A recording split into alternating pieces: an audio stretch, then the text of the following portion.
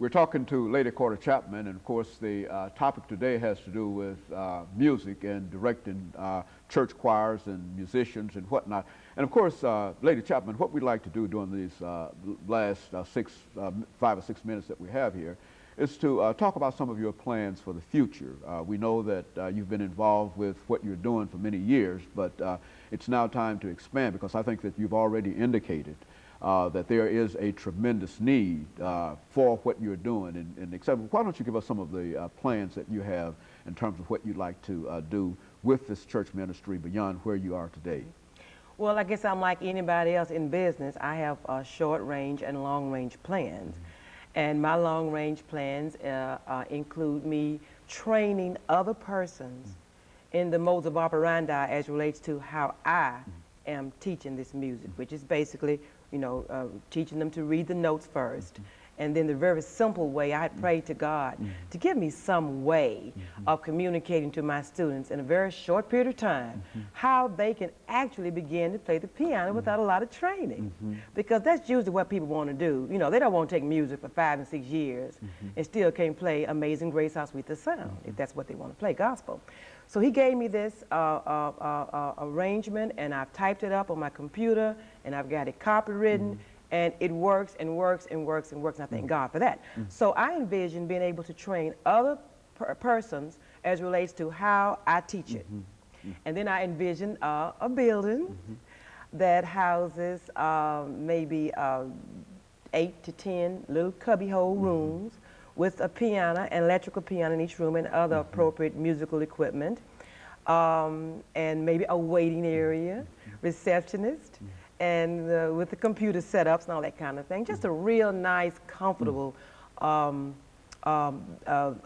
business type building. I envision that in the future, and I'm working toward that even as we speak. You know, you said that you've developed a system that will allow young people to move into real music playing before they learn all of the technical kinds of things. So what do you mean by that? Explain that in just general terms. Okay, and what I found, let me say in forefront, that this has worked for at least 30 students that I'm working with. So I know that it works. It's just that once students learn the notes, you got to learn the keyboard, the notes, looking at the book. What are you looking at? What are you reading? Now play that. They've got to go there. That's the technical part of it.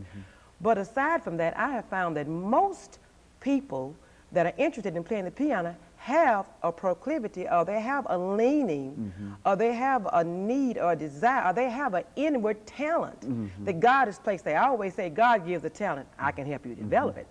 So that's what I'm doing. I take that talent that they have once we've gone through the technical part of it, and I help them develop that as relates to, there's a way that I can show them how to pick out the melody to the song, the melody first.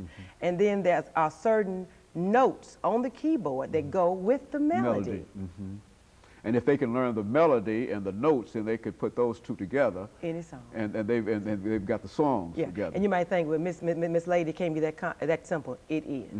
It is. It is. Once they learn the melody, I'm amazed how many people don't even know what the melody is. They've been singing Mary Had a Little Lamb for all their lives, and you ever come to play it, you know, da da da da da da da. They really cannot do it. But once I get through to that consciousness, and when they say, oh yeah, I see what you mean now, and then we can go on from that point. But it works, and it works, and it works, and it works. Do you have any kind of time limit that you could take a student in, and under this system be able to at least have him or her in a credible fashion play in 3 months? You think that you could do to carry on a process like, well, you've already carried on that process in 3 months? But a lot of it depends on the student. Is the student willing to do what I say do? Do you go home? Do you practice your finger exercises? Are you studying your book? Are you doing what I say do? Are you doing it the way I say do it? I thank God that this system he's given me, it's anointed, it's blessed, and it will work if the student will allow it to work.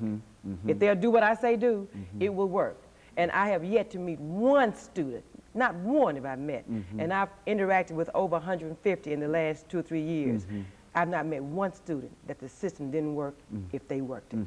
And so it's up to the desire on the part of the student. If they wish to become involved in music and become involved in the church in music, you can almost assure them Yes. that within 3 months that They'll know. they'll know the basic kinds of things about music. They Yes. can read music and Yes. whatnot. And I'll have them playing Mary Had a Little Lamb and Twinkle Twinkle Little Star and Come By Here, Lord. Well, is there any age group, any age for that? Would it be best at any certain age? Actually, I say as young as I've taught them as young as 6, and I've gone to 75, the age of 75. But they need to be tall enough where their feet hit the floor. That's the only because they're criteria. going to be using the pedal. That's the only Only criteria. criteria. And they need to be intelligent enough to know the ABCs because that's what the keyboard consists of. Well, and of course, we've got about 40 seconds here, Lady Chapman, and let me thank you. Thank you. For coming by and giving us that excellent information today, because I think that it's a topic that many of us never think about, nor do we ever talk about it, but I think that there is a critical need, and I think I'm also aware of the need that churches have for musicians, and that there's a need for musicians, period. We'd certainly like to become involved in talking about some of your songwriting, because we also know that you're involved in writing songs and et cetera. But we would certainly like to encourage you in the things that you're doing in terms of trying to prepare young people for the church ministry. And let me encourage you to tune in again next week for another informative edition of Comments. Thank you and good morning.